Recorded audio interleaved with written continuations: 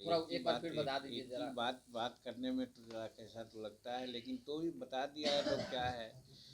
ललन बाबू और ब्रिजेंद्र यादव, ये दोनों इस बात के समर्थक थे कि तेजस्वी प्रसाद को मुख्यमंत्री बनाया जाए।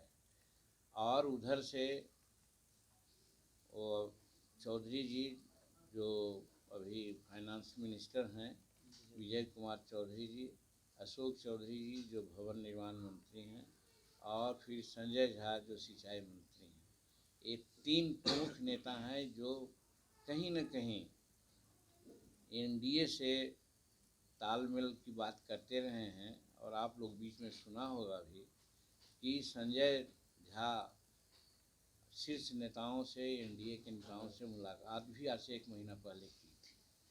तो ऐसा लगता है हमको कि कहीं न कहीं नीतीश कुमार जी आश्वस्त हो चले हैं कि यदि ललन बाबू 12 विधायकों को इधर उधर कर सकते हों और लालू प्रसाद जी कुछ दूसरा कवायद करेंगे, तो शायद उनको मदद कहीं से मिल जाएगी और वो मुख्यमंत्री के रूप में जैसे हैं वैसे बने रहेंगे, ऐसा उनको भान हो गया है। इसीलिए उन्होंने ऐसा कदम उठाने का काम किया। आपके भी एनडीए में आपके भी फिर से पलटने की चर्चा है चर्चा कि जो है वो नहीं चलने लगी है सर, मांझी जी। बीजेपी में आएंगे। ललन आपके बाबू भी जेडीयू में रह सकते हैं।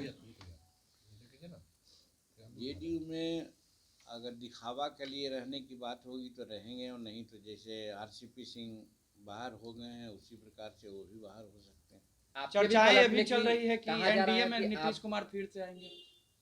अरे एक बात तो पहले हो चुकी, इसको दोबारा पूछने की क्या जरूरत है कि एक धड़ा उनके साथ है, प्रिवेल कर सकता है, और राजनीतिक संभावनाओं का खेल है, कुछ भी हो सकता है। मांझी जी कहा जा रहा है कि एनडीए में राजद को नीतीश जरूरत कुमार पड़ती आते है हैं तो तो आप भी जीतन राम पलट मांझी सकते को हैं। नुकसान होगा। ये भी चर्चा चल रही है कि राजद को जरूरत पड़ेगा तो आप भी पलट सकते हैं, आप भी जा सकते हैं उधर, ऐसा कुछ है?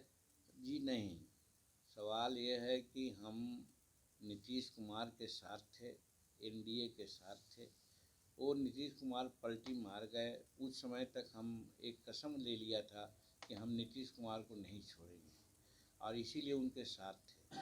अगर आज नीतीश कुमार के हम साथ होते तो जहाँ वो भी रहते वहाँ मैं रहता, लेकिन उन्होंने वादा किया कि आप अपनी पार्टी का मर्ज करा दीजिए जनता दल यूनाइटेड में।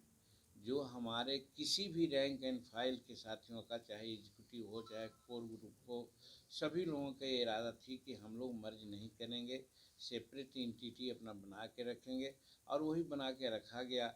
और धन्यवाद देते हैं हम एनडीए के नेताओं को, खास करके नरेंद्र भाई मोदी जी को और अमित शाह जी को, कि जिन्होंने तुरंत ही संवाद दिया और कहा कि आप हमारे गठबंधन में आ जाइए।